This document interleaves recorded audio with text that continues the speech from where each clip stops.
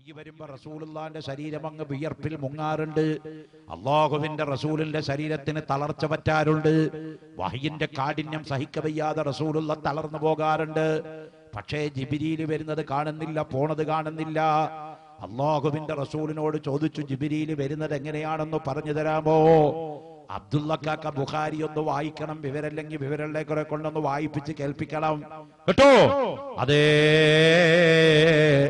ബുഖാരി പറയുകയാണ്, റളിയല്ലാഹു അൻഹു രേഖപ്പെടുത്തി വെച്ചിരിക്കുകയാണ്, അല്ലാഹുവിന്റെ റസൂല് പറയുന്നു, ജിബ്രീൽ എന്ന മലക്കന്റെ അടുത്തേക്ക് വരുന്നത് കസൽസിലത്തിൽ ജറസി, ഒട്ടകത്തിന്റെ കുതിരയുടെ കഴുത്തിൽ കിടക്കുന്ന മണിയില്ലേ, കൊടമണി, ആ കൊടമണി അടിക്കുന്ന പോലെ ഭയങ്കരമായൊരു മണിയടിക്കം ഞാൻ കേൾക്കൂ. പിന്നെ ജിബ്രീലിന്റെ അടുത്തേക്ക് പ്രകാശം പരത്തിക്കൊണ്ട് കടന്നു വരികയാണ്. ഈ ലോകത്ത് സൂര്യനെ വെല്ലുന്ന പ്രകാശമാണ് ജിബ്രീലിന്റെ പ്രകാശം. കൊടമണി അടിക്കുന്ന പോലെ ശബ്ദം ഞാൻ കേൾക്കാറുണ്ട്. പക്ഷേ റസൂലുള്ളാഹിന്റെ തൊട്ടടുത്തിരിക്കുന്ന അബൂബക്കർ സിദ്ദീഖ് ശബ്ദം കേൾക്കണില്ല. അബൂബക്കർ സിദ്ദീഖ് പ്രകാശം കാണുന്നില്ല. തൊട്ടടുത്തിരിക്കുന്ന ഉമറുൽ ഫാറൂഖ് ശബ്ദം കേൾക്കണില്ല, പ്രകാശം കേൾക്കണില്ല. കാരണം എന്താണ്? ഉമർ ബിനുൽ ഖത്താബ് സാധാരണക്കാരനാണ്. അലി ഇബ്നു അബീ താലിബ് സാധാരണക്കാരനാണ്. പ്രവാചകന്റെ കാഴ്ച സാധാരണ കാഴ്ചയല്ല. പ്രവാചകന്റെ ശക്തി സാധാരണ ശക്തിയല്ല. പ്രവാചകന്റെ കണ്ണ് സാധാരണ കണ്ണല്ല. അതല്ലേ റസൂലുള്ള പറഞ്ഞത്, എനിക്ക് മുന്നിലുള്ളതുപോലെ രണ്ട് കണ്ണ് പിന്നിലും ഉണ്ടെന്ന്. ഖാല റസൂലുള്ളാഹി. കണ്ടില്ലേ, ഖൈബർ യുദ്ധത്തിന് വേണ്ടി റസൂലുള്ള കിടങ്ങു കയറുന്ന സമയത്ത് സൈനബ് എന്ന് പറയുന്ന പെണ്ണ് റസൂലുള്ളാഹിനെ ചതിക്കാൻ പുറപ്പെട്ട കഥ അറിയാലോ. പൊരിച്ച ആടുമാംസത്തിൽ വിഷം കലർത്തിക്കൊണ്ട് സൈനബ് റസൂലുള്ളാഹിനെ കൊല്ലാൻ തീരുമാനിച്ചു. ആടുമാംസം പൊരിച്ചിട്ടതിൽ വിഷം തേച്ചുകൊണ്ട് ഖൈബർ യുദ്ധത്തിന് വേണ്ടി കിടങ്ങു കയറുന്ന സ്വഹാബത്ത് പരവശരായി നിൽക്കുമ്പോ സൈനബ് എന്ന പെണ്ണ് റസൂലുള്ളാഹിനെ വീട്ടിലേക്ക് ക്ഷണിച്ചു സദ്യ കൊടുക്കുകയാണ്. ആടുമാംസം ഇങ്ങനെ പൊരിച്ചു വെച്ചിരിക്കുകയാണ്. സ്വഹാബത്ത് എന്ന് റസൂലുള്ള ചെന്നിരിക്കുമ്പോഴേക്കും വിശപ്പറിയാത്ത സ്വഹാബത്ത് ചിലരൊക്കെ കഴിക്കാൻ തുടങ്ങിയിരുന്നു. കഷ്ടം. ബഹുമാനപ്പെട്ട ബിശ്ർ റളിയല്ലാഹു തആല അൻഹു ഒരു കഷ്ടം ആടെടുത്ത് വായിൽ വെച്ചങ്ങ് കടിച്ച് ചവച്ചു തിന്നു. ചെന്നപ്പോഴേക്കും വിഷം അകത്ത് ചെന്നു. തലകറങ്ങി വീണുപോയി ബിശ്ർ. അല്ലാഹുവിന്റെ റസൂൽ ഒരു കഷ്ടം ആടിന്റെ കഷ്ടം വായിലേക്ക് അങ്ങ് വെച്ചപ്പോ ആടിന്റെ കറ്റം റസൂലുള്ളാഹിനെ വിളിച്ചു പറയാണ്, അള്ളാന്റെ റസൂലേ, അങ്ങ് തിന്നു പോകരുത്, അങ്ങ് ആ കഷണം തിന്നരുത് നബിയേ, എന്റെ മാംസത്തിൽ വിഷം കലർത്തിയിട്ടുണ്ടെന്ന് റസൂലുള്ളാഹിന്റെ കയ്യിലിരിക്കുന്ന ചത്താടങ്ങ് സംസാരിച്ചപ്പോഴേക്കും ബിശ്ർ റളിയല്ലാഹു അൻഹു വീണ് നിലംപതിച്ച് മരണപ്പെട്ട് ഷഹീദായി പോയി. 14ഓളം സഹാബത്തിന് വിഷമേറ്റുപോയി. അള്ളാന്റെ റസൂല് മരിക്കാൻ കിടക്കുന്ന സമയത്ത് പോലും ആയിഷയുടെ മടിയിൽ തലവെച്ചുകൊണ്ട് പറഞ്ഞില്ലേ, ഖൈബറിലെ സൈനബ് എന്ന് പറയുന്ന പെണ്ണ് പൊരിച്ചാട് മാംസത്തിൽ വിഷം കലർത്തി തന്നത് എനിക്കിപ്പോ അതിന്റെ വേദന വരുന്നുണ്ടല്ലോ. അന്നത്തെ പൊരിച്ചാട് മാംസത്തിൽ എനിക്ക് തന്ന വിഷത്തിന്റെ വേദന ഞാനിപ്പോ അനുഭവിക്കുന്നുണ്ടല്ലോ എന്ന് മരണവേദനയുടെ സമയത്ത് അല്ലാഹുവിന്റെ റസൂല് വിളിച്ചു പറഞ്ഞിരുന്നതായി ബീവി ആയിഷ റളിയല്ലാഹു തആല അൻഹ രേഖപ്പെടുത്തി വെച്ചിരിക്കുകയാണ്. മുഹമ്മദ് നബി സാധാരണ മനുഷ്യനാണോ? നമ്മൾ തീരുമാനിച്ചാൽ മതി. യൂഹായിലയ്യ എന്ന് പറഞ്ഞ വാക്കിന് വല്ലാത്ത അർത്ഥമുണ്ട് മോനെ. മുഹമ്മദ് നബി സല്ലല്ലാഹു അലൈഹി വസല്ലം സാധാരണ മനുഷ്യനല്ല, അസാധാരണ വ്യക്തിത്വമുള്ള ആളാണ്. അസാധാരണമായി എല്ലാം അസാധാരണ. നമുക്ക് ചോദിക്കാം, മുഹമ്മദ് നബിയുടെ ഈ തേജസ്സില് കൊടുത്തതില് അബ്ദുള്ളക്ക പറയണത്, മുഹമ്മദ് നബിയുടെ മൂത്രവും കാഷ്ടവും എന്തേ സഹാബത്ത് സൂക്ഷിച്ചു വെക്കാഞ്ഞെന്ന്. ആര് പറഞ്ഞു സൂക്ഷിച്ചു വെക്കാൻ നോക്കിയില്ല എന്ന്? അബ്ദുള്ളാട്. മൂപ്പർക്ക് പറ്റിയ പണി ഇവിടെ അല്ല, വേറെ കശാപ്പ് ശാലയിലെ ഇടപാടാ. ഇസ്ലാമിലെ കാര്യം പറയാ അബ്ദുള്ള പോരാ. മാതൃഭൂമിയിലും ദേശാഭിമാനിയിലും കേരള കൗമുദിയിലും മാധ്യമത്തിലും 2 ലേഖനമെഴുതിയെ പോരിച്ചുകൊണ്ട് ഇസ്ലാമിലേക്ക് കടന്നാൽ അബദ്ധം മെനഞ്ഞു പോകും അബ്ദുള്ള സാഹിബ്. സൂക്ഷിച്ചു കളിക്കണ ഇസ്ലാമിനോട്. അള്ളാഹുവിന്റെ റസൂലിന്റെ മലവും മൂത്രവും സൂക്ഷിച്ചു വെക്കാൻ സഹാബത്ത് ക്ഷമ നടത്തിയിട്ടുണ്ട്. മിസ്റ്റർ അബ്ദുള്ള, നിങ്ങൾ മിഷ്കാത്ത് ഓതി പഠിക്ക്. അനസ് റളിയല്ലാഹുവിന്റെ ചരിത്രം നോക്ക്. 14 കൊല്ലം അള്ളാഹുവിന്റെ റസൂലിന് ഖിദ്മത്ത് ചെയ്ത അനസ് തങ്ങൾ പറയാൻ, എനിക്ക് ജീവിതത്തിൽ വലിയ ആഗ്രഹം ഉണ്ടായിരുന്നു റസൂലുള്ളാഹിന്റെ കാട്ടോ ഒന്ന് കാണണമെന്ന്, റസൂലുള്ളാഹിന്റെ മൂത്രം ഒന്ന് കാണണമെന്ന്. എന്തിനാത്? അബ്ദുള്ള വിചാരിക്കുന്ന ദ്വയാർത്ഥത്തിന് വേണ്ടിയല്ല.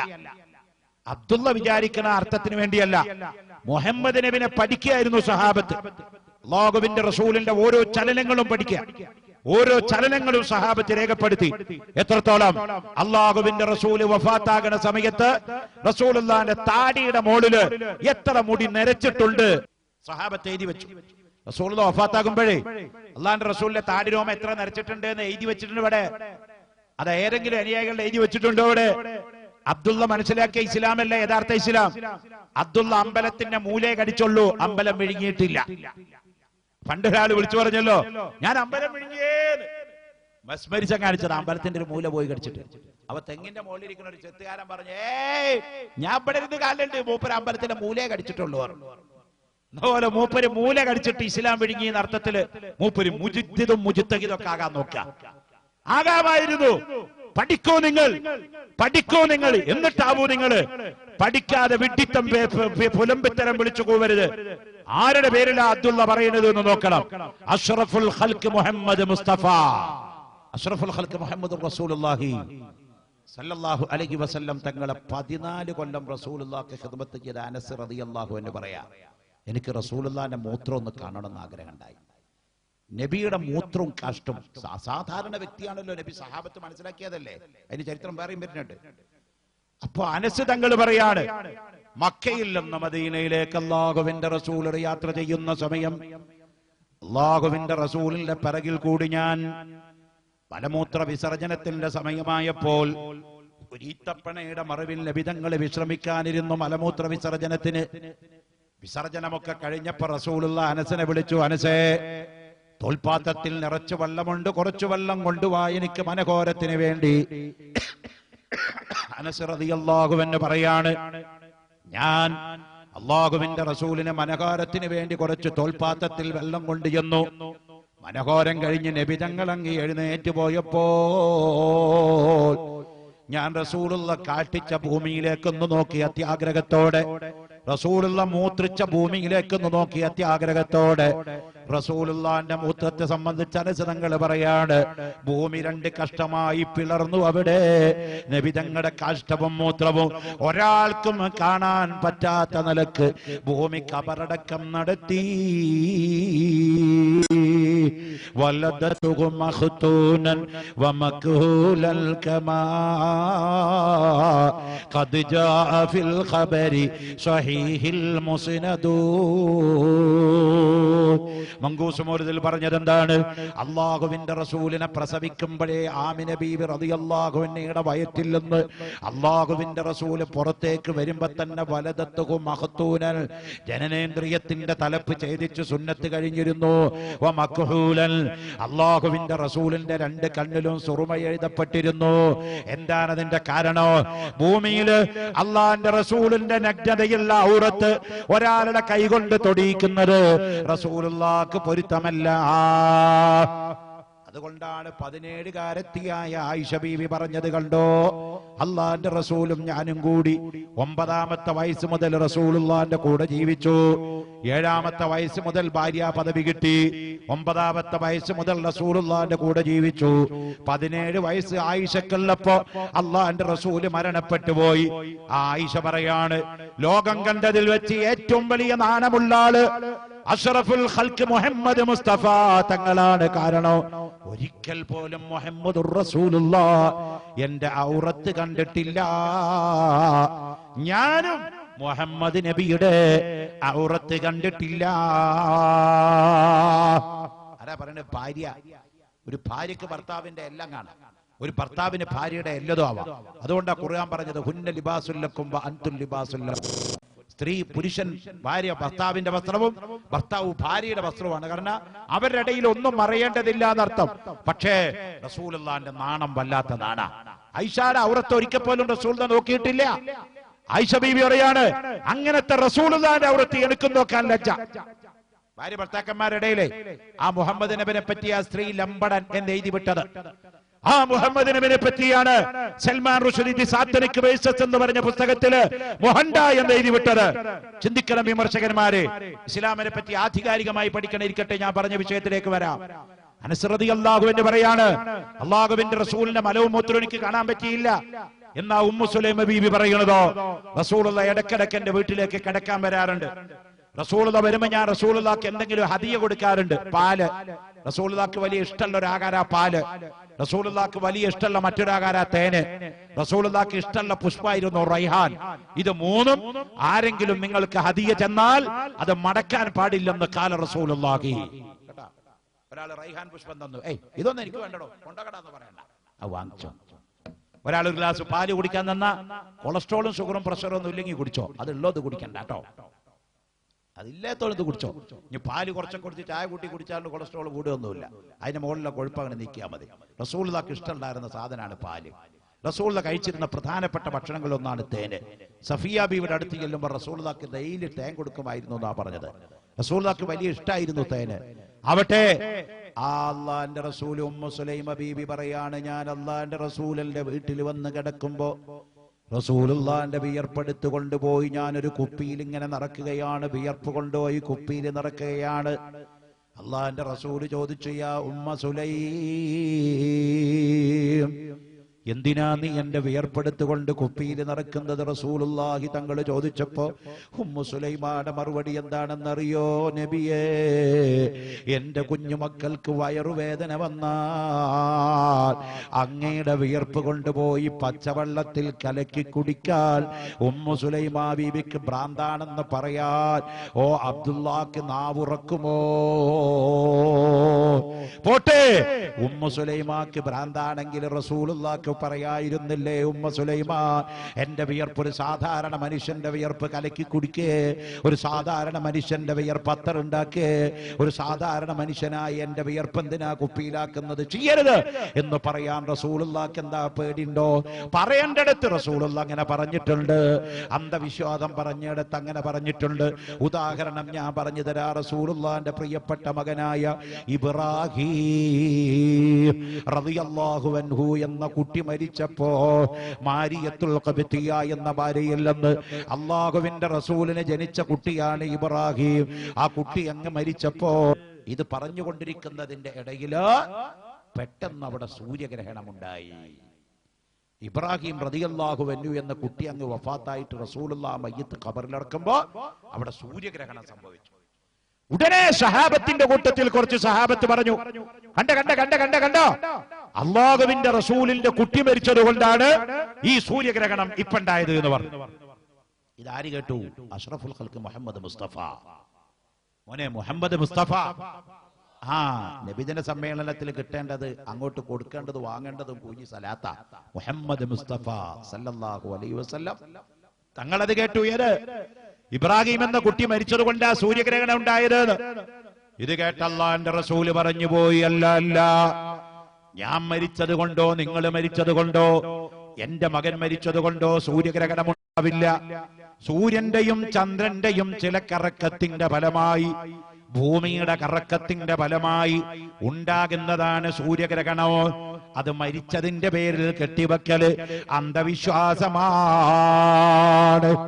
അത് പറയാൻ കഴിവുള്ള റസൂലുള്ളാഹിക്ക് തന്റെ സ്വന്തം ശരീരത്തിൽ വിയർപ്പെടുത്തിട്ട് ഉമ്മു സുലൈമ മക്കൾക്ക് കലക്കി കൊടുക്കുമെന്ന് പറഞ്ഞപ്പോ, സെന്റില്ലെങ്കിൽ എന്റെ മക്കളുടെ പുറത്ത് റസൂലുള്ളാഹിന്റെ വിയർപ്പ് തേക്കുമെന്ന് പറഞ്ഞപ്പോ മുഹമ്മദ് നബിക്ക് വിവരമില്ലാഞ്ഞിട്ടാണോ അബ്ദുള്ള ഉണ്ടാതിരുന്നത്? ചരിത്രം പഠിക്കണം. ആയിഷ ബീവിയുടെ ഖദ്ദാമയായ ഒരു പെണ്ണുണ്ടായിരുന്നു. ഖദ്ദാമ. ഗദ്ദാമ എന്ന് പറഞ്ഞ സിനിമയല്ല പറയണത്, ഖദ്ദാമ. ഭൃത്യ. ആയിഷ ബീവിക്ക് ഖിദ്മത്തെടുക്കാൻ ഒരു പെണ്ണുണ്ടായിരുന്നു, ഭൃത്യ, ഒരു വേലക്കാരത്തി. അവൾ ഒരു നബി സല്ലല്ലാഹു അലൈഹി വസല്ലം തങ്ങള് രാത്രി മൂത്രമൊഴിച്ചു വെക്കുന്ന ഒരു ഏർപ്പാടുണ്ടായിരുന്നു. ഇന്നത്തെ പോലെ അറ്റാച്ച്ഡ് ബാത്റൂം ഒന്നും ഇല്ലല്ലോ. നബിയുടെ വീട് എന്നൊക്കെ പറഞ്ഞാൽ ഇപ്പോഴേ ലളിതമായ വീട്. നബിയുടെ വീട് ഒരു ചെറിയൊരു ഓലപ്പുര, അതിന്റെ അകത്തൊരു അടുക്കള, ഒരു ബെഡ്റൂം, ഒരു ഈത്തപ്പനയുടെ ഓല കൊണ്ട് മറച്ചു വെക്കുന്ന ഒരു വാതില്, അതിൽ റസൂലുള്ള കിടക്കുന്ന കട്ടിൽ ചൂടി കൊണ്ട് മുടഞ്ഞുണ്ടാക്കിയ ഒരു കട്ടല്, അതിൽ ലീഫ് എന്ന് പറയുന്ന ഈത്തപ്പനയുടെ ഇല കുത്തിപ്പി ചതച്ചുണ്ടാക്കി വെക്കുന്ന തലയണ, ഒരു രാജാവ് റസൂലുള്ളാഹിക്ക് കൊടുത്തയച്ച ഒരു കമ്പിളി പുതപ്പ്. ഇതാണ് റസൂലുള്ളാഹിന്റെ ബെഡ്റൂം വിശേഷം. കേട്ടോ മോനെ, ആ ഈത്തപ്പനയുടെ ലീഫ് എന്ന് പറയുന്ന തലയണയും കമ്പിളിപ്പതപ്പും ചൂടികൊണ്ട് മെടഞ്ഞുണ്ടാക്കിയ കട്ടിലിന്റെ മുകളിലാണ് ആയിഷ ബീവിയും റസൂലുള്ളാഹിയും കൂടി കിടന്നുറങ്ങാറുള്ളത്. കണ്ടോ നിങ്ങള്? ആ ആയിഷ ബീവിയും റസൂലുള്ളാഹിയും തമ്മിൽ കിടന്നുറങ്ങാറുള്ളത്. അഷ്റഫുൽ ഖൽഖ് സല്ലല്ലാഹു അലൈഹി വസല്ലം തങ്ങള് ലോകത്തെ ഏറ്റവും അധികം ലളിത ജീവിതം നയിച്ച മഹാനായിരുന്നു. ലളിത ജീവിതം, അല്ലാഹുവിന്റെ റസൂൽ ലോകത്തെ ഏറ്റവും അധികം ലളിത ജീവിതം നയിച്ച മഹാനായിരുന്നു. ആ റസൂലുള്ളാഹി സല്ലല്ലാഹു അലൈഹി വസല്ലം തങ്ങള് സാധാരണ മനുഷ്യനാണെന്ന് പറയാൻ ആർക്കാണ് സാധിക്കുക? പ്രിയപ്പെട്ടവരെ, കേവലം ഒരു സാധാരണ മനുഷ്യനാണോ മുഹമ്മദ് നബി? എത്ര തെളിവുകൾ നമുക്ക് വീണ്ടും നിരത്താം. പറഞ്ഞില്ലേ, ആയിഷ ബീബി റളിയല്ലാഹു അൻഹയുടെ വീട്ടില് ഒരു വൃദ്ധയായ പെണ്ണുണ്ടായിരുന്നു. ആ പെണ്ണ് ഒരു ദിവസം റസൂലുള്ള മൂത്രമൊഴിച്ച് പാത്രം രാത്രി മൂത്രമൊഴിച്ച് വെച്ചിട്ടുണ്ടായിരുന്നു. അള്ളാഹുവിന്റെ പ്രവാചകര് ഉറങ്ങുന്ന സമയം ഈ ആയിഷയുടെ വൃത്തിയായ പെണ്ണിന് അസഹനീയമായ വയറുവേദന. അവള് നോക്കിയപ്പോ പ്രവാചകന്റെ മൂത്രമൊഴിച്ചു വെച്ച പാത്രം എടുത്ത് കുടിച്ചു. അവള് പ്രവാചകന്റെ മൂത്രമാണെന്ന് അറിഞ്ഞിട്ട് തന്നെയാ കുടിച്ചത്. അവളുടെ വയറുവേദന നിന്നുപോയി. നേരം വെളുത്തപ്പ റസൂലുള്ളാഹിനോട് വന്നിട്ട് പറഞ്ഞു, നബിയേ, ഞാൻ ഇങ്ങനെ ഒരു അബദ്ധം ചെയ്തു പോയിട്ടുണ്ട്, എനിക്ക് മാപ്പാക്കണേ.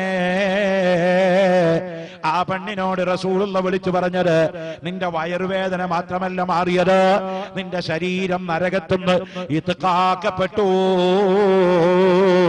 പ്രവാചകന്റെ അവശിഷ്ടം നിന്റെ വയറ്റിൽ കടന്നതുകൊണ്ട് നരകത്തുനിന്ന് ഇത്കാക്കപ്പെട്ടു. സാധാരണ മനുഷ്യനല്ല മുഹമ്മദ് നബി. സ്വഹാബത്ത് മനസ്സിലാക്കിയതാ. വിയർപ്പ്. ഇനി മുടിയോ? ഇപ്പൊ മർക്കസിലുള്ള മുടിക്ക് സനതുണ്ടോ ഇല്ല എന്നാണ് ഇപ്പൊ അബ്ദുള്ളാക്ക് അറിയേണ്ടത്. അതിന് തേജസ്സിൽ ലേഖനം എഴുതിയിട്ട് കാര്യമുണ്ടോ? തലേ ചൊറിയുമ്പോ പുറം മാന്തിയിട്ട് വല്ല കാര്യമുണ്ടോ? ഇപ്പൊ മർക്കസിലുള്ള മുടിക്ക് സനതുണ്ടോ എന്നറിയാൻ കാന്തപുരം AP അബൂബക്കർ മുസ്ലിയാർ ശൈഖുനാനെ കണ്ട് ഒന്ന് ചോദിക്കാൻ മിസ്റ്റർ അബ്ദുള്ള തയ്യാറുണ്ടെങ്കിൽ സനത് തരാം. പക്ഷേ ഈ ജമാഅത്തെ ഇസ്ലാമിൽ നിന്ന് മടങ്ങി സുന്നിയാകാൻ തയ്യാറുണ്ടോ? സുന്നിയാകണം. ഇതൊക്കെ കണ്ടിട്ടും പിന്നെ അബൂജാഹിൽ മുസ്ലിം ആകാത്ത പോലെ ആകരുത്. അബൂജാഹിൽ മരിക്കാൻ കിടക്കുന്ന സമയത്ത് ബദർ യുദ്ധത്തില് അബ്ദുല്ലാഹി ഇബ്നു മസ്ഊദ് റളിയല്ലാഹു അൻഹു കൊല്ലാൻ ചെന്നു. ചരിത്രം ചുരുക്കി പറയാം. അപ്പൊ അബൂജാഹിൽ ഇങ്ങനെ കെട്ടിക്കുകയാണല്ലോ. മീകായിൽ എന്ന മലക്കിന്റെ കുത്തു കൊണ്ടിട്ട് നീക്കാൻ വയ്യാതെ കിടക്കുക, മലായിക്കത്തിന്റെ ഏറും കുത്തും കൊണ്ടിട്ട്. അപ്പോഴാ പറഞ്ഞത് അബൂജാഹിൽ. അബ്ദുല്ലാഹി ഇബ്നു മസ്ഊദ് ആണെങ്കിൽ ചെറിയൊരു സഹാബിയ, കയ്യിലാണെങ്കിൽ ഒരു പൊട്ടിയ വാളാ, പകുതി വാളുള്ളൂ. അതായിട്ടാ ചെല്ലണത്. അബൂജാഹിൽ ചെന്ന വയ്ക്കാനെ പറഞ്ഞാടാ, അബ്ദുള്ള, നീ എന്നെ കൊന്നോ, പക്ഷെ എന്റെ കയ്യിലുള്ള ആ മൂർച്ചയില്ലാത്ത വാളുകൊണ്ട് എന്റെ കഴുത്ത് വെട്ടരുത്. പകരം എന്റെ അരയിൽ കിടക്കുന്ന സ്വർണത്തിന്റെ പിടിയില്ല മനോഹരമായ പിടിവാള്, അതുകൊണ്ട് എന്റെ കഴുത്ത് പെട്ടെന്ന് മുറിക്കണം. അപ്പൊ അബ്ദുല്ലാഹി ഇബ്നു മസ്ഊദ് തങ്ങൾ ചോദിച്ചു, നമുക്കൊരു കോംപ്രമൈസ് ആയിക്കൂടെ? അവസാന ഘട്ടത്തിൽ ഇസ്ലാം കാരുണ്യത്തിന്റെ മത, കൊല്ലാൻ പഠിപ്പിക്കണ മതമല്ല. അബ്ദുല്ലാഹി ഇബ്നു മസ്ഊദ് പറഞ്ഞു, കൊല്ലണോ നിന്നെ? ഞാൻ കൊല്ലണം. അള്ളാന്റെ റസൂലിന്റെ ശിഷ്യനായ അബ്ദുല്ലാഹി ഇബ്നു മസ്ഊദ് തങ്ങൾ ചോദിച്ചു, അബൂജാഹിലെ, ഈ മുഹമ്മദ് നബിനെ പറ്റി നിന്റെ അഭിപ്രായം എന്താ വെച്ചു? അബൂജാഹിൽ പറഞ്ഞ എന്താണെന്നറിയോ? നുണ പറയില്ല, കള്ളുടിക്കില്ല, വ്യഭിചരിക്കില്ല, കള്ളസത്യം പറയില്ല, ഏറ്റവും നല്ല സ്വഭാവത്തിന്റെ ഉടമ. ഇത്രയ്ക്ക് ആയപ്പോ അബ്ദുല്ലാഹി ഇബ്നു മസ്ഊദ് പറഞ്ഞു, എന്നാ പിന്നെ അശ്ഹദു അല്ലാ ഇലാഹ ഇല്ലല്ലാഹു വ അന്ന മുഹമ്മദുർ റസൂലുള്ളാഹ് എന്ന് പറഞ്ഞൂടെ എന്ന് പറഞ്ഞു. കൂട്ടനെ പറഞ്ഞു, നോ. അവിടെ എത്തുമ്പോ മാത്രം പറഞ്ഞു, തട്ടുമാറി, അത് പറ്റില്ല. അതെന്താ കാരണം എന്ന് ചോദിച്ചു. അപ്പോഴാണ് കിബിർ വെളിവായത്. അവൻ പറയാ, തലരിക്കുമ്പോ വാലാടുക, ഞാനിരിക്കുമ്പോ മുഹമ്മദ് നബിയാവേ? ചോദ്യം അതായിരുന്നു. കാരണം അയ്യത് ശ്രവിച്ചപ്പോൾ ഖുറൈശികളൊത്തൊരുമിത്തവർ ചാടി, അനാഥയായി ഈവനാണോ നബിയായി വന്നോ? അനാഥനായ മുഹമ്മദ് നബിയാവേ? ഞാനിവിടെ മക്കയിലുള്ളപ്പോ കഴിവില്ലാത്ത മുഹമ്മദ് നബിയാവേ? കാശുള്ള ഞാനിവിടെ ഉള്ളപ്പോ തടി കുറഞ്ഞ മുഹമ്മദ് നബിയാവേ? ആചാരബഹുവായ ഞാനുള്ളപ്പോ? മൂപ്പരുടെ വിശദീകരണം അങ്ങനെ പോയി. അതുകൊണ്ട് അബ്ദുല്ലാഹി ഇബ്നു മസ്ഊദ് പറഞ്ഞു, ഒരു കോംപ്രമൈസിനും തയ്യാറല്ല. അല്ല, എന്നാ പിന്നെ എന്ത് വേണം? ഇസ്ലാമിന്റെ ഒരു ആചാര മര്യാദ പ്രകാരം ചോദിച്ചു, അവസാനമായിട്ട് വല്ലതും പറയാണ്ട് ചോദിച്ചു. മോനെ ഏത് കൊലപ്പുള്ളിനെ കൊല്ലാൻ പോകുമ്പോഴും ഇന്റർനാഷണൽ ലോ ആണ്, അവസാനായിട്ട് വല്ലതും പറയാണ്ടോ? അത് ചോദിക്കാത്ത ഒറ്റ കൊലയെ ലോകത്ത് നടത്തിയിട്ടുള്ളൂ. അബൂജാഹിലിനെ കൊല്ലാൻ പോണ അബ്ദുല്ലാഹി ഇബ്നു മസ്ഊദ് റളിയല്ലാഹു അൻഹു ചോദിച്ചു, ശരി എന്നാ നീ പറഞ്ഞത് പ്രകാരം നിന്നെ കൊല്ലാൻ, നീ മുസ്ലിം ആവണില്ലല്ലോ, കൊല്ലാനും അല്ലേ പറയണത്, എന്താ വേണ്ടത് അവസാനായിട്ട് ചോദിച്ചു. അപ്പൊ അബൂജാഹിൽ 2 വസിയത്താ പറഞ്ഞത്. ഒന്ന്, എന്നെ കൊല്ലുമ്പോ എന്റെ തല മുറിക്കുമ്പോ ഈ ഷോൾഡറിന്റെ അവിടുന്ന് തുടങ്ങി ഈ ഷോൾഡർ വരെ കയറ്റി മുറിക്കണം പറഞ്ഞു. അതെന്തിനാ ചോദിച്ചു, ഇത്ര വലിയ തല കണ്ടിട്ട് എന്റെ മുഹമ്മദ് ഒന്ന് ഞെട്ടട്ടെ. അതോ രണ്ടാമത്തെ വസിയത്ത് പറഞ്ഞത്, എന്നെ നീ കോഴിനെ ബ്രോയിലർ ചിക്കൻ അറക്കുന്നത് പോലെ കഴുത്തങ്ങ് മുറിക്കരുത്, ഇവിടെ മുറിക്കരുത്, ഇതും തന്നെ വെട്ടിമുറിച്ചു കൊണ്ടോണം, തല നീട്ടി മുറിക്കണം, പെട്ടെന്ന് പണി കഴിക്കണം, എന്റെ വാളുകൊണ്ട് മുറിക്കണം, വാള് നീ എടുത്തോ. മരണവസിയത്ത് രണ്ടും അബ്ദുല്ലാഹി ഇബ്നു മസ്ഊദ് റളിയല്ലാഹു അൻഹു പാലിച്ചു. ഇരിക്കട്ടെ, ലോകത്ത് ഒരാളെ കൊല്ലുമ്പോ മാത്രമാണ് ലോകത്ത് നീചമായ കൊല നടത്തിയിട്ടുള്ളൂ. W. ബുഷിന്റെ ഇറാഖിന്റെ പാവക്കോടതി 40 കൊല്ലം ഭരണാധിപൻ നടത്തിയ സദ്ദാം ഹുസൈനിന്റെ കഴുത്ത് ഒരു ചെറിയ പ്ലാസ്റ്റിക് കയറിലിട്ട് കുരുക്കി കൊല്ലുമ്പോ അവസാനായിട്ട് പറഞ്ഞത്, നീ നരകത്തിലേക്ക് പോകടാ സദ്ദാം എന്നാ, നീ നരകത്തിലേക്ക് പോകടാ സദ്ദാം. ലോക ചരിത്രത്തില് കൊടിയ മുശ്രിക്കായ പേര് കേട്ടാൽ ലഅനത്ത് ചെല്ലേണ്ട അബൂജാഹിലിന് പോലും ഇസ്ലാം മതം കൊടുത്ത ആ സ്റ്റാറ്റസ് ഇസ്ലാമായിരുന്ന സദ്ദാം ഹുസൈനിന് അമേരിക്കയുടെ പാവ സർക്കാരായിരുന്ന ഇറാഖ് ഗവൺമെന്റ് കൊടുത്തില്ല. പകരം അമേരിക്ക ഇപ്പൊ എന്തായി? നശിച്ച് നാരായ കല്ലുകുത്തുകയാണ്. അമേരിക്കയുടെ മരണപപ്രാളപ്പ കണ്ടുകൊണ്ടിരിക്കണം. ഇപ്പൊ ഇസ്ലാമിക രാജ്യങ്ങളിൽ ഉണ്ടാകണ കലാപത്തിന്റെ ഒക്കെ പിന്നിലെ അമേരിക്കയുടെ പങ്ക് വലുതാണ്. ജനാധിപത്യത്തിന്റെ പേരില് മുസ്ലിം രാജ്യങ്ങളെ തകർത്ത് തുമ്പ കോരിപ്പിക്കാനുള്ള പരിപാടിയാണ് അമേരിക്ക നടത്തിക്കൊണ്ടിരിക്കുന്നത്. പ്രിയപ്പെട്ടവരെ, ഞാൻ പറഞ്ഞുകൊണ്ടുവരുന്നത്, എന്ത് ചെയ്താലും അമേരിക്ക രക്ഷപ്പെടാൻ പോണില്ല. കാരണം എന്താണെന്നറിയോ? നിരപരാധിയുടെ ദുആക്ക് ഇജാബത്ത് കിട്ടുമെന്ന് ഖാല റസൂലുള്ളാഹി. ലോകത്തിലുള്ള നിരപരാധികളെ കൊന്നൊടുക്കിയ അമേരിക്ക സർവനാശത്തിലേക്ക് കൂപ്പുകുത്തുകയാണ്. ഒരു 10-15 കൊല്ലം കഴിയുമ്പോ നമ്മൾ ഇതുപോലൊരു നബിദിനൊക്കെ കഴിഞ്ഞ് വയല് കഴിഞ്ഞ് പുറത്തു പോകുമ്പോ ഒരു സായിപ്പ്, ഒരു മദാമി അവിടെ വടിയും കുത്തിപ്പിടിച്ച് നിൽക്കുന്നുണ്ടാവും. നമ്മളെ കാണുമ്പോ പറയും, sir good evening sir, please give me 5 rupees only. ഇന്ന് ഇംഗ്ലീഷിൽ തെണ്ടാൻ വരുന്ന കാലം അമേരിക്കക്ക് അധിക കാലം കാത്തിരിക്കേണ്ടി വരില്ല. അവിടേക്കാണ് അമേരിക്ക പോയിക്കൊണ്ടിരിക്കുന്നത്. കാരണം അമേരിക്കയുടെ സാമ്പത്തിക എക്കണോമി മുഴുവൻ തകർന്ന് തരിപ്പണമായിരിക്കുകയാണ്.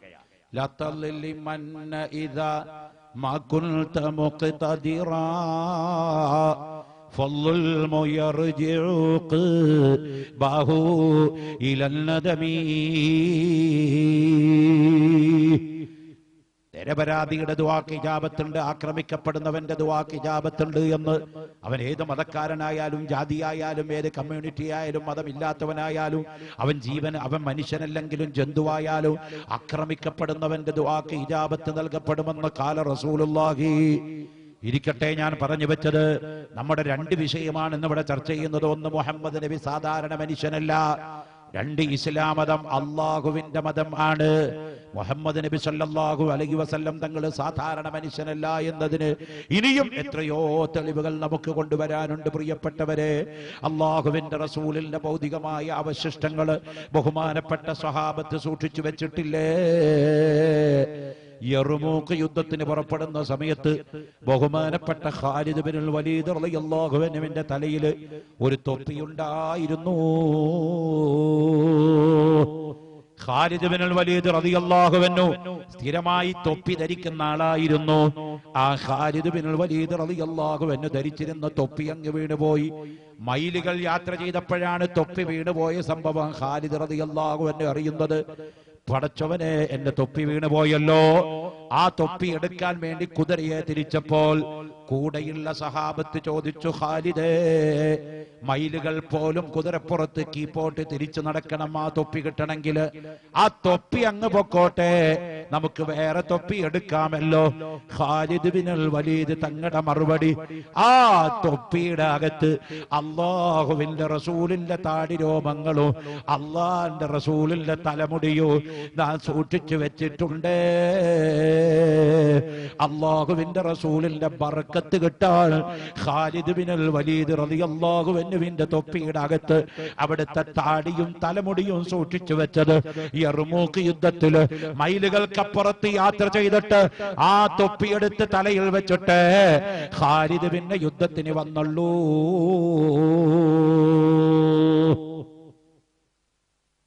മൂടിയിട്ട് വെള്ളം കുടിക്കാൻ പാടില്ലേ?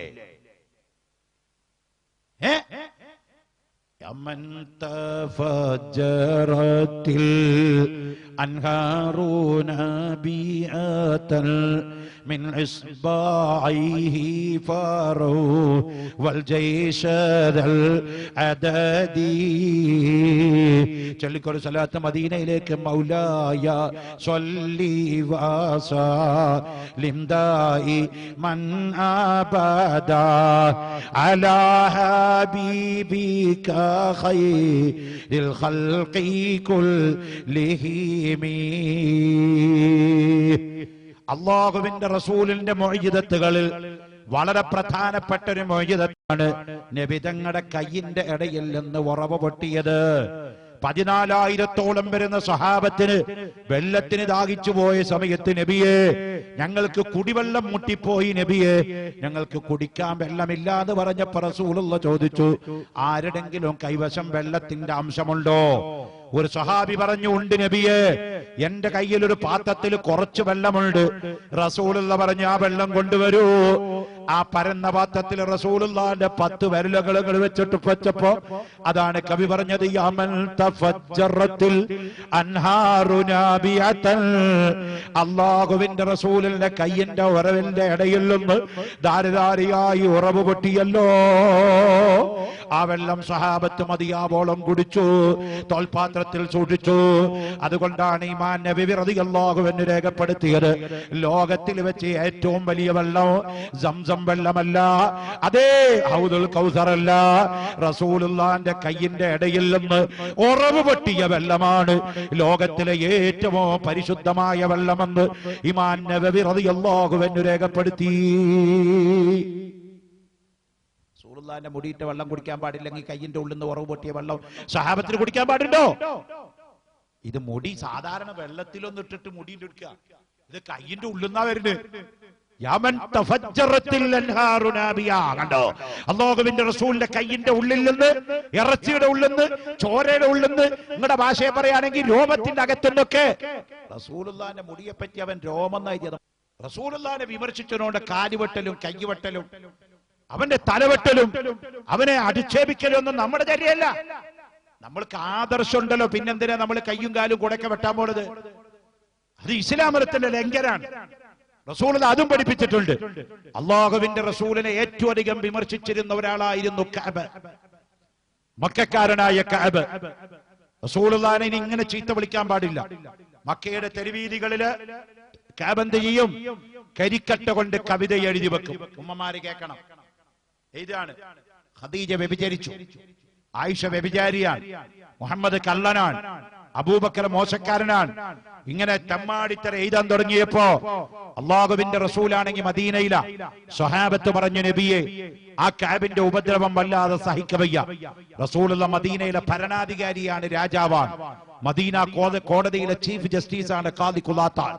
അല്ലാഹുവിന്റെ റസൂല് മദീനത്തെ പള്ളിയിലെ ഇമാമാണ്, അതുകൊണ്ട് ഭരണം നടത്തുന്ന ഭരണാധികാരി കൂടിയാ. അതുകൊണ്ട് സ്വഹാബത്ത് പറഞ്ഞു, നബിയെ ആ കഅബിനെതിരെ എന്തെങ്കിലും ഒരു നടപടി വേണോ? അപ്പൊ റസൂലുള്ളാഹി പറഞ്ഞു, കഅബിന്റെ തല മുറിച്ചു കൊണ്ടുവരുന്നവർക്ക് സ്വർഗം നൽകാമെന്ന് കാല റസൂലുള്ളാഹി. ബഹുമാനപ്പെട്ട അഷ്റഫുൽ ഖൽഖ് മുഹമ്മദ് മുസ്തഫ സല്ലല്ലാഹു അലൈഹി വസല്ലം തങ്ങൾ സാധാരണ മനുഷ്യനല്ല. മുഹമ്മദ് നബി ലോകത്തിൽ ഒരാളുടെ തലക്ക് മാത്രമേ വില പറഞ്ഞിട്ടുള്ളൂ, കഅബിന്റെ. കഅബിനെ കൊന്നവർക്ക് സ്വർഗം. തിരിച്ചു പറയാറുന്നില്ലേ? കഅബിനെ കൊല്ലുന്നവർക്ക് 1000 ഒട്ടകം തരാന്ന് റസൂലുള്ളാഹിക്ക് പറയാൻ കഴിയില്ലാണ്ട. എന്തേ അത് പറയാഞ്ഞ്? അത് പിൽക്കാലത്ത് വലിയ ഓഫർ. അതിന്റെ മേലെ ആരെങ്കിലും പറയും റസൂലുള്ള പറഞ്ഞതിന് മേലൊരു ഓഫർ പറയാൻ പറ്റില്ല. അപ്പൊ കണ്ടോങ്ങള്, നമ്മുടെ ഗവൺമെന്റ് ഹിറ്റ് ലിസ്റ്റിൽ പെടുത്തിയിരുന്ന ഒരാളുണ്ടായിരുന്നു. ആരാ? വീരപ്പൻ. തമിഴ്നാടും കർണാടക ഗവൺമെന്റും തലക്ക് വില പറഞ്ഞ ആളാ വീരപ്പൻ. തമിഴ്നാട് ഗവൺമെന്റ് പറഞ്ഞു, വീരപ്പന് ജീവനോടെ പിടിച്ചു കൊടുക്കുന്നവർക്ക് 2 കോടി. കർണാടക ഗവൺമെന്റ് പറഞ്ഞു, ജീവനോടെ ചത്തിട്ട് കൊണ്ടുവന്നാലും മതി 2 കോടി. 2+2 = 4. പിറ്റേ ദിവസം വീരപ്പൻ നക്കീരൻ ഗോപാലിനെ വിളിച്ച് കാട്ടിൽ വാർത്താ സമ്മേളനം നടത്തിയിട്ട് പറഞ്ഞു, എന്നെ കണ്ടിട്ട് മിണ്ടാതിരുന്നവർക്ക് 10 കോടി. കാരണം കാട്ടിലെ ചന്ദനോ ആനയുടെ കൊമ്പുണ്ടെങ്കിൽ വീരപ്പന് സുഭിക്ഷം. ഓഫറിന് മുകളിൽ ഓഫറായില്ലേ? റസൂലുള്ളാഹി തങ്ങൾ പറഞ്ഞ ഓഫർ എന്താ? കാബിന്റെ തലങ്ങ് മുറിച്ചു കൊണ്ടെന്നാൽ അവന് സ്വർഗം. ആരിക്ക ഇങ്ങനെ ഒരു ഓഫർ എന്ന് പറയാൻ ധൈര്യം? പറഞ്ഞാ മതി, കൊടുക്കാൻ പോട്ടെ. മുഖ്യമന്ത്രിക്ക് പറയാൻ പറ്റുമോ? പ്രധാനമന്ത്രിക്ക് പറയാൻ പറ്റുമോ? ഒരു ജുഡീഷ്യറിക്ക് പറയാൻ പറ്റുമോ? ബില്ലാദിനെ പിടിക്കുന്നവർക്ക് അമേരിക്ക സ്വർഗം കൊടുക്കാന്ന് പറയുന്നുണ്ടോ? ബില്ലാദിനെ പിടിക്കുന്നവർക്ക് ഇസ്രയേൽ സ്വർഗം കൊടുക്കാന്ന് പറയുന്നുണ്ടോ? ചാൾസ് ശോഭരാജ് എന്ന് പറയുന്ന കുറ്റവാളിയെ പിടിക്കുന്നവർക്ക് സ്വർഗം കൊടുക്കാമെന്ന് ഐക്യരാഷ്ട്രസഭ പറഞ്ഞു? പറഞ്ഞില്ലല്ലോ. റസൂലുള്ള പറയുന്നു, കാബിന്റെ തലമുറിച്ചു കൊണ്ടുവരുന്നവർക്ക് ഒട്ടകമല്ല സ്വർണമല്ല സ്വർഗം തരാ. ഉമറുൽ ഫാറൂഖ് റളിയല്ലാഹു അൻഹു കേട്ട പാട് കേൾക്കാത്ത പാട് വാളെടുത്തു. ഇനി അവന്റെ കഥ കയറ്റിട്ടുള്ളൂ ഉമറിങ്ങട്. അബൂബക്കർ സിദ്ദീഖ് കൊടുത്തു വാള്, അലിയാരെടുത്തു വാള്, വീരാളി സഹാബന്മാരൊക്കെ വാളെടുത്ത് ഇറങ്ങി. എവിടവൻ? ഭരണകൂട ഓർഡർ ഇട്ടിരിക്കുക, ഭരണാധിപന്റെ ഓർഡറാ. റസൂലുള്ളയാണ് രാജാവ്, സൂപ്പർ രാജാവ്. അതുകൊണ്ട് മുറിക്കും കാബിന്റെ തല എവിടെ കണ്ടാലും. പക്ഷേ കാബ് മക്കയിലാണ്, ഓർഡർ ഇട്ടിരിക്കുന്നത് മദീനയിൽ നിന്നാണ്. കാബിന് മനസ്സിലാക്കി, മുഹമ്മദുർ റസൂലുള്ള ഓർഡർ ഇട്ടാൽ മരിച്ചാലും സഹാബത്തിന് നിറവേറ്റും ശപഥം. അതുകൊണ്ട് കാബ് ഒരു കാര്യം തീരുമാനിച്ചു, ഇനി രക്ഷയില്ല. ഇനി ഒറ്റ മാർഗ്ഗമേ ഉള്ളൂ, മുഹമ്മദ് കാരുണ്യവാനിൽ കാരുണ്യവാനാണ്. അത് കാബിനറിയാം. അതുകൊണ്ട് മുഹമ്മദിനോട് നേരിട്ട് ചെന്ന് മാപ്പ് പറയുക. പക്ഷേ മക്കയിൽ നിന്ന് മദീനയിലേക്ക് ഇന്ന് 475 കിലോമീറ്റർ ദൂരമുണ്ട് തരീഖുൽ ഹിജറ റോഡിലൂടെ. അത് റസൂലുള്ളാന്റെ അന്നത്തെ കാലത്ത് 500-600 ഒക്കെ ഉണ്ടാവാം. അന്ന് കാറും ലോറിയൊന്നുമില്ല, സാപ്റ്റിക്കോന്റെ ബസ്സും ഇല്ല, വിമാനത്താവളവും ഇല്ല. അന്ന് ഈ കുതിരപ്പുറത്തോ ഒട്ടകപ്പുറത്തോ പോകണം. ചിലപ്പോൾ 5 ദിവസം 6 ദിവസമൊക്കെ പിടിക്കും മക്കത്തുനിന്ന് മദീനയിലേക്ക് യാത്ര ചെയ്തെത്താൻ. അതിന്റെ ഇടയിൽ എവിടെങ്കിലും വെച്ച് അലിയോ ഉമറോ ഉസ്മാനേറ്റും കണ്ടാൽ തന്നെ കശാപ്പ് ചെയ്ത് കളയും. അതുകൊണ്ട് കാബ് എന്ത് ചെയ്തെന്നറിയോ? മുസ്ലിം സ്ത്രീ ധരിക്കുന്ന പർദ അങ്ങ് ധരിച്ചു. കണ്ണുരിച്ച കറുത്ത ശീലുകൊണ്ട് മൂടിക്കെട്ടി മൂടുപടം എടുത്ത് കീപ്പോട്ടിട്ടു. ഇപ്പൊ കാബിനെ കണ്ടാൽ ഒരു പെണ്ണാണെന്നേ തോന്നൂ. കുതിരപ്പുറത്ത് യാത്ര ചെയ്തു മക്കയിൽ നിന്ന് മദീനയിലേക്ക്. ദിവസങ്ങൾക്കുള്ളിൽ മക്കയിൽ നിന്ന് മദീനയിലെത്തിയപ്പോൾ കാബ് കണ്ട കാഴ്ച അത്ഭുത പരതന്ത്രമാണ്. കാരണം മദീന മസ്ജിദുൻ നബവിയുടെ ഉമ്മറത്ത് അല്ലാഹുവിന്റെ റസൂലിന്റെ 4 ഭാഗത്തും സഹാബത്ത് ഇങ്ങനെ സഫ് സഫായി ഇങ്ങനെ വളഞ്ഞിരിക്കുകയാണ്. റസൂലുള്ള വഅദ് പറയുമ്പോ ഇതുപോലെയല്ല വഅദ് പറയാ. റസൂലുള്ള നടുക്കാണ് നിൽക്കുക, സഹാബത്ത് സഫ് സഫ് സഫ് സഫ് സഫായി 4 ഭാഗം. നമുക്കിപ്പോ അങ്ങനെ വഅദ് പറയാൻ പറ്റാത്തത് കൊണ്ടാണ് ഇങ്ങനെ വഅദ് പറയുന്നത് കേട്ടോ. അങ്ങനത്തെ ഒരു സൗകര്യം ഇവിടെ ഇല്ല. അതേ സമയത്ത് നമ്മൾ ദിക്ർ ഹൽക്ക നടക്കാറുണ്ട്, ഹൽക്ക സലാത്തിന്റെ ഹൽക്ക നടക്കാറുണ്ട്. ഹൽക്ക വട്ടമിട്ടിരിക്കുക, മജ്ലിസ് എന്നാണ് ഹൽക്ക എന്ന് പറഞ്ഞതിന്റെ അർത്ഥം. അതാണ് ഇസ്ലാമിന്റെ മര്യാദയും. ഇരിക്കട്ടെ, ഞാൻ പറഞ്ഞു കൊണ്ടുവരുന്നത് ബഹുമാനപ്പെട്ട കഅബ് മക്കയിലെത്തി, മദീനയിലെത്തി. അല്ലാഹുവിന്റെ റസൂൽ നടുക്കാണിരിക്കുന്നത്, തൊട്ടടുത്ത് ഉമറുൽ ഫാറൂഖ്. തങ്ങളെ കണ്ടപ്പോ കഅബന്റെ ഉള്ളൊന്ന് പടപെടിച്ചു. ഉമറിന്റെ പേര് പറയുന്നിടത്ത് പിശാചി വരികയില്ലെന്ന് ഖാല റസൂലുള്ളാഹി.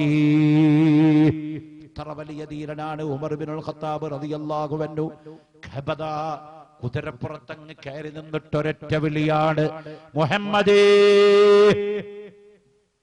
ആ വിളി കേട്ടപ്പോഴേ റസൂലുള്ളാഹിക്ക് മനസ്സിലായി മുഹമ്മദേ, ഈ ഭൂമി ലോകത്ത് നിനക്ക് ഏറ്റവും അധികം വൈരാഗ്യമുള്ളത് ആരോടാ? അള്ളാന്റെ റസൂല് പറഞ്ഞു, അത് മക്കക്കാരനായ കാബിനോടാ. കാബ് ആകെ കുടുങ്ങിപ്പോയി. മുഹമ്മദേ എന്ന് റസൂലുള്ളാഹിനെ അല്ല പോലും വിളിച്ചിട്ടില്ല ഖുർആനിൽ. അല്ല പോലും റസൂലുള്ളാഹിക്ക് വലിയ റെസ്പെക്റ്റാ കൊടുത്തത്. 6666 ആയത്തിന്റെ അകത്ത് എവിടെങ്കിലും ഒരു സ്ഥലത്ത് മുഹമ്മദ്, യാ മുഹമ്മദ് എന്നൊരു പ്രയോഗം ഖുർആനിൽ കാണാൻ പറ്റില്ല. എന്നാ എല്ലാ നബിമാരെയും അങ്ങനെ വിളിച്ചിട്ടുണ്ട്. യാ ഈസ, യാ ആദം ഉസ്കുൻ അൻത വസൗജുക്കൽ ജന്ന, യാ ഈസ, യാ മൂസ, യാ ഇബ്രാഹിം, യാ യഹ്യ, യാ സക്കരിയ, എല്ലാരും യാ യാ യാ യാ എന്ന് പറഞ്ഞ ഏ മൂസ, ഏ ഈസ, ഏ സക്കരിയ, ഏ യഹ്യ എന്നിങ്ങനെയാണ് ആ വിളി. അത് റസൂലുള്ളാഹിനോട് അല്ലാഹ് വിളിച്ചിട്ടില്ല. റസൂലുള്ളാഹിനെ വിളിക്കേണ്ട പല സ്ഥലം ഉണ്ടായിരുന്നു. മുഹമ്മദ് എന്ന് പറഞ്ഞ സ്ഥലം ഖുർആനിൽ നോക്കൂ നിങ്ങൾ. ഒരു സ്ഥലം ഏതാ? മുഹമ്മദുർ റസൂലുള്ളാഹി വല്ലദീന മഅഹു അശദ്ദാഉ അലൽ കുഫാർ റുഹമാഉ ബൈനഹും തറാഹും റുക്അൻ സുജ്ജദൻ യബ്തഗൂന ഫളലൻ മിനല്ലാഹ്. അവിടെ യാ മുഹമ്മദ് അല്ല പറഞ്ഞത്, മുഹമ്മദുർ റസൂലുള്ളാഹി, അല്ലാഹുവിന്റെ പ്രവാചകരായ മുഹമ്മദ്. കണ്ടോ? യാല്യ. ഇനി റസൂലുള്ള മലക്കുൽ മുഖറബായ മലക്ക് ജിബ്രീൽ. എന്താ മോനെ മിണ്ടാതിരിക്കുന്ന? മലക്ക് ജിബ്രീൽ. നമ്മൾ നബിദിന സമ്മേളനം നയിക്കല്ലേ? ആ നബിയോടുള്ള സ്നേഹത്തിന്റെ ബാഹ്യമായ ഒരു പ്രകടനമാണ് സലാത്ത് ഉറക്കെ ചെല്ലുക. പെണ്ണുങ്ങൾ, സ്ത്രീകൾ അവരുടെ ശരീരം കേൾക്കുന്ന അത്ര ഉച്ചത്തിലും, പുരുഷന്മാർ എത്ര ഉച്ചത്തിൽ സലാത്ത് ചെല്ലാൻ പറ്റും അത്ര ഉച്ചത്തിൽ ചെല്ലിയാൽ അതിനനുസരിച്ച് അല്ലാഹു കൂലി നൽകും. എന്റെ സലാത്ത് ചെല്ലുന്നതിന് ഒച്ചയ്ക്ക് ലിമിറ്റില്ല, ചെല്ലുന്ന എണ്ണത്തിന് ലിമിറ്റില്ല, ചെല്ലുന്ന സമയത്തിന് ലിമിറ്റില്ല. അധികരിപ്പിച്ചാൽ അത്രയും നിനക്ക് ഖൈറാണെന്ന് ഖാല റസൂലുള്ളാഹി. മലക്കുൽ മുഖറബായ മലക്ക് ജിബ്രീൽ അലൈഹിസ്സലാം എന്ന മലക്ക് വന്ന് ഇഖ്റ ബിസ്മി റബ്ബിക്കല്ലദീ ഖലഖ് എന്ന വഹി അറിയിപ്പിച്ചു കൊടുത്ത് അല്ലാഹുവിന്റെ റസൂൽ ജിബ്രീലിനെ കണ്ട് പേടിച്ചു വഹിയിന്റെ കാഠിന്യമോർത്ത് വിഷമിച്ച് ഖദീജ ബീവിയുടെ അടുത്ത് എന്ന് പറഞ്ഞല്ലോ, സമ്മിലൂനി സമ്മിലൂനി സമ്മിലൂനി, എന്നെ പുതപ്പിട്ട് മൂടൂ ഖദീജ, എനിക്ക് വല്ലാത്ത പനി വരുന്നുണ്ട്, പനി വരുന്നുണ്ട്. ഖദീജ ബീവി പുതപ്പിട്ട് കൊടുത്ത ചരിത്രം നമുക്കറിയാവുന്നതാണ്, ഞാൻ ചുരുക്കി പറയാണ്. അങ്ങനെ റസൂലുള്ള പുതപ്പിട്ട് മൂടിക്കിടക്കുമ്പോൾ അല്ലാഹ് റസൂലുള്ളാനെ വിളിച്ച വിളി എന്താണ്? മുഹമ്മദേ എന്നാണ് വിളിച്ചത്. അല്ല, യാ അയ്യുഹൽ മുസമ്മിലൂ, പുതച്ചു മൂടിക്കിടക്കുന്ന നബിയേ, നിങ്ങൾ എഴുന്നേറ്റ് ജനങ്ങൾക്ക് വഅദ് പറഞ്ഞു കൊടുക്കുക.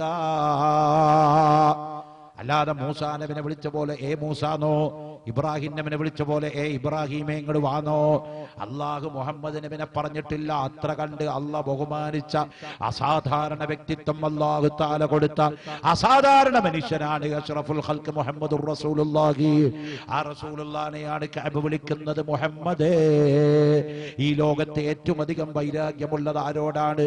അള്ളാഹിന്റെ റസൂലിന്റെ മറുപടി അത് കഅബിനോട് തന്നെയാണ്, കഅബിനോട് തന്നെയാണ്.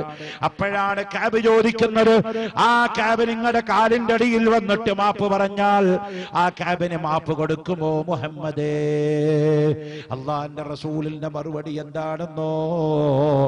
ആ കഅബ് മുസ്ലിമായ നിലയ്ക്ക് അടുത്ത് വന്നാൽ സർവ പാപങ്ങളും പൊറുക്കപ്പെട്ടു എന്ന് പറഞ്ഞപ്പോ മുഖമൂടിയുള്ള കഅബ് മൂടുപടം അങ്ങ് നീക്കിയപ്പോ ഉമറുൽ ഫാറൂഖ് റളിയല്ലാഹു തആല അൻഹു വാളെടുത്തിട്ട് പറഞ്ഞു, നബിയേ, ഇവൻ മുനാഫിഖാണ്,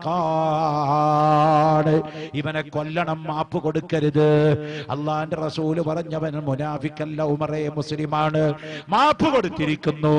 ആ കഅബ് നിന്ന് കരച്ചിലോട് കരച്ചിലാണ്.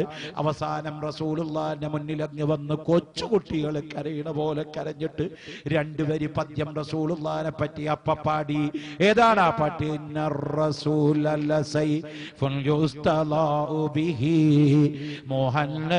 മിൻ സുയൂഫില്ലാഹി മസ്ലൂലൂ. അല്ലാഹുവിന്റെ റസൂലിനെ പറ്റി മദ്ഹ് പറഞ്ഞ ആ കഅബ് ഇബ്നു സുഹൈർ റളിയല്ലാഹു അൻഹു ഇസ്ലാമായി റസൂലുള്ളാഹിന്റെ ഖാദിമായി ജീവിച്ചു മരണം വരെ. അങ്ങനെ കൊല്ലാൻ വേണ്ടി തലക്ക് വില പറഞ്ഞ ആൾക്ക് പോലും മാപ്പ് കൊടുത്ത നേതാവാണ് റഹ്മത്തുൽ ലിൽ ആലമീൻ അഷ്റഫുൽ ഖൽഖ് നബി മുഹമ്മദ് മുസ്തഫ. കാരുണ്യവാനാണ്, അസാധാരണ മനുഷ്യനാണ്, സാധാരണ മനുഷ്യനല്ല. കേട്ടോ മോനെ? ആയിഷ ബീവിയോട് ചോദിക്കാം, മുഹമ്മദ് നബി സാധാരണ ആളാ? ഇപ്പൊ നമ്മളോട് നമ്മുടെ ഭാര്യമാർക്ക് സ്നേഹമൊക്കെ ഉണ്ടാവും, നമുക്ക് ഭാര്യമാരോടും ഉണ്ട്. പക്ഷെ ഒരു കാര്യം, ആ സ്നേഹത്തിനൊക്കെ ചില ലിമിറ്റുകളുണ്ട്. ചില ടൈമിന് ചിലപ്പോ ഭാര്യക്കും ഭർത്താവിനോടും കുറച്ച് പ്രത്യേക സ്നേഹം തോന്നിക്കളയാം, എല്ലപ്പോഴും ഉണ്ടാവില്ല. ലിമിറ്റ്. ഉദാഹരണം, ഫോർ എക്സാമ്പിൾ, ഭാര്യ ബ്രഷ് ചെയ്യുന്ന ടൂത്ത് ബ്രഷ് അറിയാതെ ഭർത്താവ് എടുത്ത് വായയിലിട്ട് നേരം വിളിക്കുമ്പോ കറണ്ട് ഉണ്ടായിരുന്നില്ല, ബാത്റൂമിൽ നിന്ന് ഒരു ബ്രഷ് കിട്ടി, കുറച്ച് പേസ്റ്റും കിട്ടി, ഇങ്ങനെ ആക്കുമ്പോഴാണ് ഭാര്യ വന്നിട്ട് നോക്കുമേ, എന്റെ ബ്രഷ് എടുത്തിട്ടാ നിങ്ങളിപ്പോ പുജാലൊപ്പിക്കണത്. ഭാര്യ ചോദിച്ചു, എന്ത് പണിയാ നിങ്ങൾ ചെയ്തത്? എന്റെ ബ്രഷ് എടുത്തിട്ടാ നിങ്ങൾക്ക് പല്ലിയാക്കാൻ കണ്ടുള്ളൂ. അപ്പൊ ഭർത്താവ് പറയും, വായ കേടന്നത്തെ എല്ലാം പോയി അല്ലേ. വലിയൊരു ശതമാനം ഭാര്യ ഭർത്താക്കന്മാരും അങ്ങനെ. ഭാര്യയുടെ വായലിന്റെ ബ്രഷ് കൊണ്ട് ഭർത്താവിന് ബ്രഷ് ചെയ്യാൻ വിഷമം, ഭർത്താവിന്റെ വായ വൃത്തിയാക്കുന്ന ബ്രഷ് കൊണ്ട് വായ വൃത്തിയാക്കാൻ ഭാര്യക്ക് വിഷമം. എന്നാ ആയിഷ ബീവി എന്താ പറയുന്നത് നോക്ക്. 17 വയസ്സുള്ള ആയിഷ ബീവി 63 വയസ്സുള്ള മുഹമ്മദുർ റസൂലുള്ളാഹി പല്ല് തേച്ചു വെക്കുന്ന അറാഖ് എന്ന് പറയുന്ന മരക്കഷ്ണം എടുത്തിട്ട് ആയിഷ ബീബി പറയാണ്, കഴുകാതെ ഞാൻ വായ തേക്കും. എന്തിന്? റസൂലുള്ളാന്റെ ബറക്കത്ത് കിട്ടാൻ. ആയിഷ ബീവിക്ക് അറിയാം റസൂലുള്ള ആരാണ്. നമ്മൾ മൊയ്ലിയാരാണ് ഞാൻ, പിന്നെ ബാക്ക്വേർഡ് കമ്മീഷന്റെ മെമ്പറുമാണ്, നിങ്ങൾ ആളാണ്, റഫീഖ് അഹമ്മദ് സഖാഫി സ്ഥാപനം നടത്തുന്ന ആളാണ്. ഇതൊക്കെ ശരിയാ.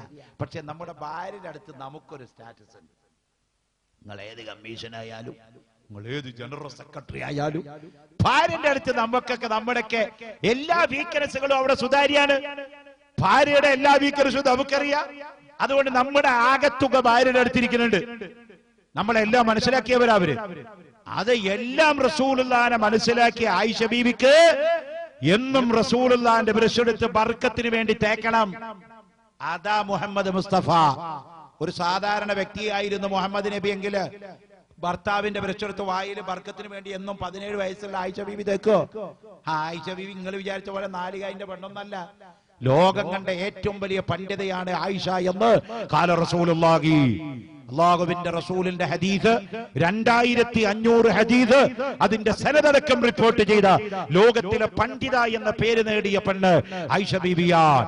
അല്ലാഹുവിന്റെ റസൂലിനെ പറ്റി ശരിക്കും മനസ്സിലാക്കിയവളാ കേട്ടോ. ആയിഷ ബീവി അങ്ങനത്തെ പൊട്ടാപ്പറിച്ച് പറയുന്ന ആളൊന്നല്ല.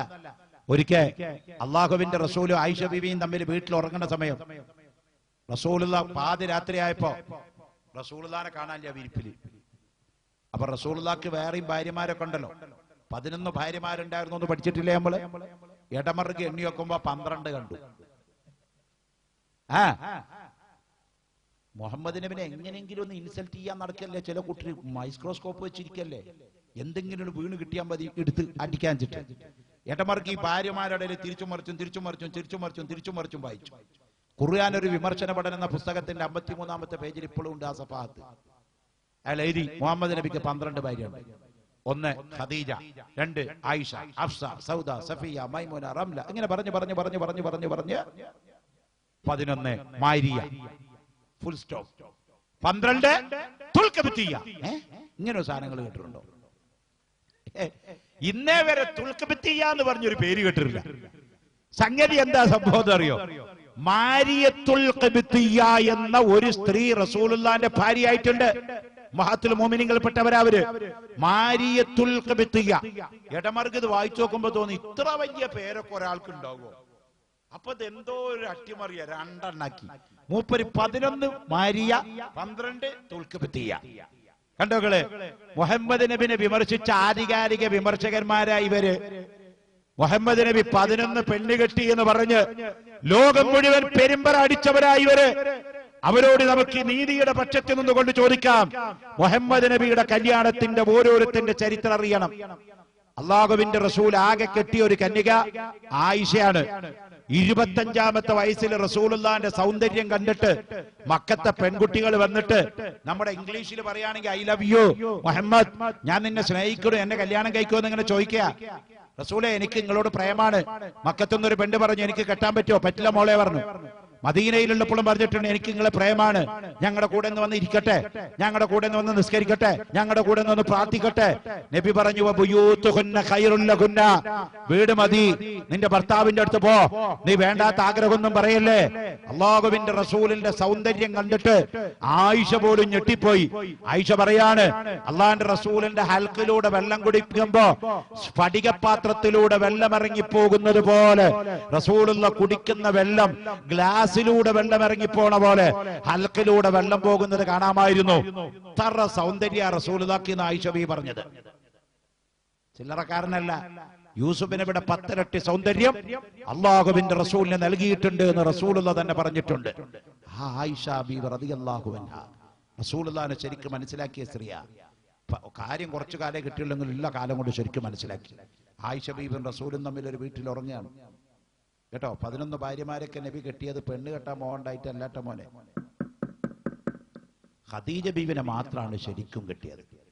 അതും ഖദീജ ബീവി ഇങ്ങോട്ട് വന്ന് പറയാം, നിങ്ങൾ ഇന്നെ കെട്ടണോന്ന്.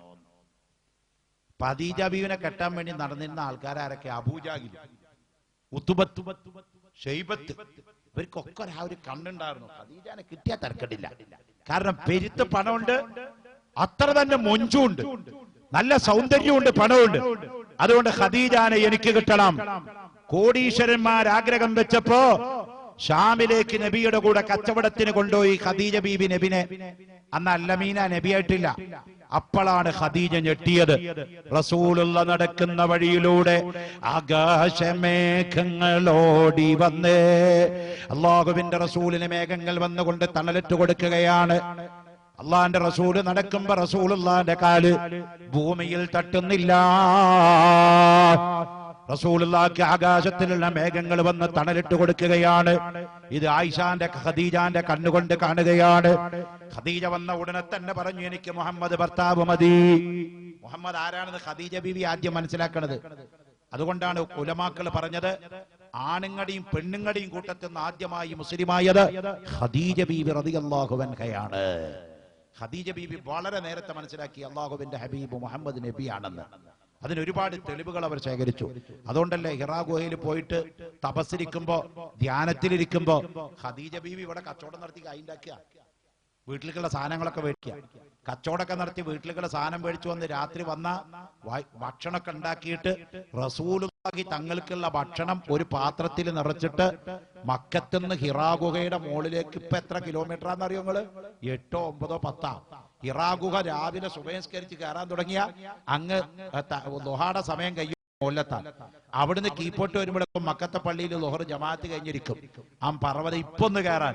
അപ്പൊ 1400 കൊല്ലം മുമ്പേ അള്ളാന്റെ റസൂലിന് നേരം വെളുക്കുമ്പോ ഭക്ഷണമിട്ടാണ് പോയ ആ മലയുടെ മുകളിൽ പോയി റസൂലുള്ളാഹിക്ക് ഭക്ഷണം കൊടുക്കും. വൈകുന്നേരം വന്നാലും റസൂലുള്ളാഹിക്ക് 2 നേരവും ഭക്ഷണം കൊണ്ടുപോയി കൊടുക്കുന്ന റസൂലുള്ളാഹിനെ ഹൃദയം കൊണ്ട് സ്നേഹിച്ച ബീവി ഖദീജത്തുൽ കുബ്ര. അതുകൊണ്ടാണ് റസൂലുള്ള പറയാണ്, ഖദീജ എനിക്ക് ഏറ്റവും പ്രിയപ്പെട്ട പെണ്ണാണ്. ഖദീജ എന്ന് പറയുമ്പോ അള്ളാഹിന്റെ റസൂലിന്റെ 2 കണ്ണും അങ്ങ് നിറയായിരുന്നു. ഇത് കണ്ടപ്പോ ആയിഷ ബീവിക്ക് ദേഷ്യം പിടിച്ചു. പെണ്ണുങ്ങൾക്ക് ആരായാലും ദേഷ്യം വരും. ഒരു പെണ്ണിനെ പറ്റി നല്ലത് പറയുമ്പോ മറ്റേ പെണ്ണിന് ദേഷ്യം. അത് നാച്ചുറലാ. ആയിഷ ബീവിയൊക്കെ സാധാരണക്കാരത്തിയാണ്, ബിച്ചിയൊന്നും അല്ലല്ലോ. പക്ഷെ നമ്മളെ പോലെയല്ല, വലിയ കാറ്റഗറി ഇല്ലവരാ. അതുകൊണ്ട് ഖദീജ നല്ല പെണ്ണാന്ന് ഇങ്ങനെ പറഞ്ഞപ്പോ ആയിഷ ഒരു ചോദ്യം, നബി എന്തെങ്കിലും ഇങ്ങനെ പറയുന്നു? നിന്നെക്കാട്ടിലും നല്ല പെണ്ണ ഖദീജ? അതെ ആയിഷ, നിന്നേക്കാൾ നല്ല പെണ്ണ. അപ്പൊ ആയിഷ ബീവി ചോദിക്കാം, പിന്നെ 40ാമത്തെ വയസ്സിൽ നിങ്ങൾ ഖദീജക്ക് 40 ഉള്ളപ്പോഴല്ലേ കെട്ടിയത്? നിങ്ങൾക്ക് 25. അന്ന് ഖദീജാനെ 2 ഭർത്താക്കന്മാര് കല്യാണം കഴിച്ച് ഡൈവേഴ്സ് ചെയ്തിട്ട് 1, 2 കുട്ടികൾ ഖദീജക്ക് ഉണ്ടായിരുന്നില്ലേ? ഉണ്ടായിരുന്നു. നിങ്ങൾ ഖദീജാനെ കെട്ടുമ്പോ ഖദീജയുടെ മുടി അവിടെ നരച്ചിരുന്നില്ലേ? നരച്ചിരുന്നു. നിങ്ങൾ ഖദീജ ബീവിനെ കെട്ടുമ്പോ ഖദീജ ബീവിയുടെ തൊലിയല്ല അവിടെ ചുളിഞ്ഞിരുന്നില്ലേ? ചുളിഞ്ഞിരുന്നു. എന്നിട്ട് ആ ഖദീജ നിങ്ങൾക്ക് പ്രിയം വെച്ചോള്. നിങ്ങൾ ഇന്നെ കെട്ടിയതെപ്പോഴാ?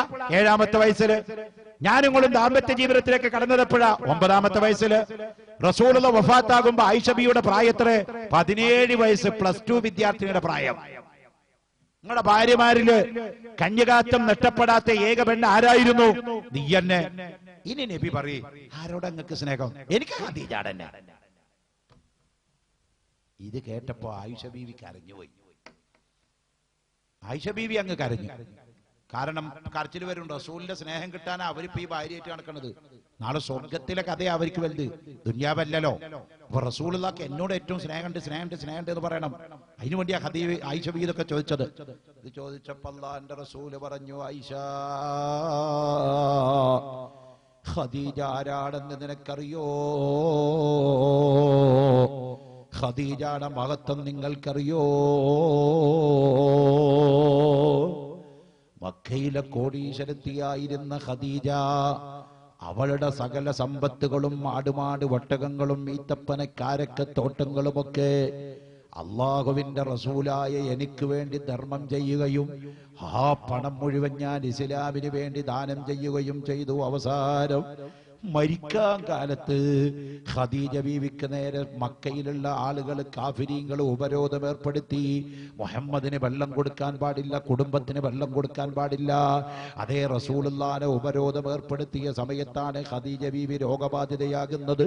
ഒരു തുള്ളി വെള്ളം കിട്ടാതെ വിഷമിച്ചു കിടക്കുകയാണ്. ലോകകോടീശ്വരത്തിയായിരുന്ന ഖദീജ, റസൂലുള്ളാഹിന്റെ പ്രിയപ്പെട്ട ഖദീജ. ഖദീജ റസൂലുള്ളാഹിനെ വിളിച്ചിട്ട് പറഞ്ഞു, ഭർത്താവേ എനിക്ക് കുടിക്കാൻ കുറച്ച് വെള്ളം കിട്ടണം, വെള്ളം തീർന്നു പോയി, കാഫിരീങ്ങൾ വെള്ളം കൊടുക്കുന്നില്ല. അഷ്റഫുൽ ഖൽഖ് സല്ലല്ലാഹു അലൈഹി വസല്ലമ തങ്ങൾ സഹാബത്തിനെ പറഞ്ഞയച്ച് മക്കയുടെ മലമുകളിൽ കയറിയിട്ട് ഉണക്കപ്പുല്ല് വലിച്ചു കൊണ്ടുവന്നത് കുത്തിപ്പീഞ്ഞ് ചാറെടുത്തിട്ട് ആ ചാറാണ് ഖദീജക്ക് കുടിക്കാൻ കൊടുത്തത്. ലോക കോടീശ്വരത്തിയായ ഖദീജ, ഇസ്ലാമിന് സർവ്വതും തന്ന ഖദീജ, എനിക്ക് സർവ്വ മക്കളെയും തന്ന ഖദീജ, ഫാത്തിമാനെ എനിക്ക് തന്ന ഖദീജ, സൈനബാനെ എനിക്ക് തന്ന ഖദീജ. ആ ഖദീജാനെ മറക്കാൻ പറ്റുമോ?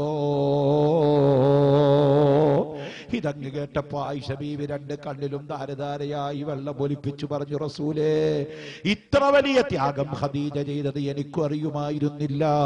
ആ ഖദീജയുടെ ചോടെ തന്നെയാണ് എന്റെ സ്ഥാനം. ഞാനും ഖദീജാനെ പ്രിയം വെക്കുന്നു. ബീവി ആയിഷത്തു സിദ്ദീഖ, ആ ഖദീജ ബീവിയെ ഒന്ന് സ്വർഗത്തിൽ വെച്ച് കണ്ടുമുട്ടാൻ പാവപ്പെട്ട നമുക്ക് അല്ലാഹു തആല തൗഫീഖ് നൽകുമാറാവട്ടെ.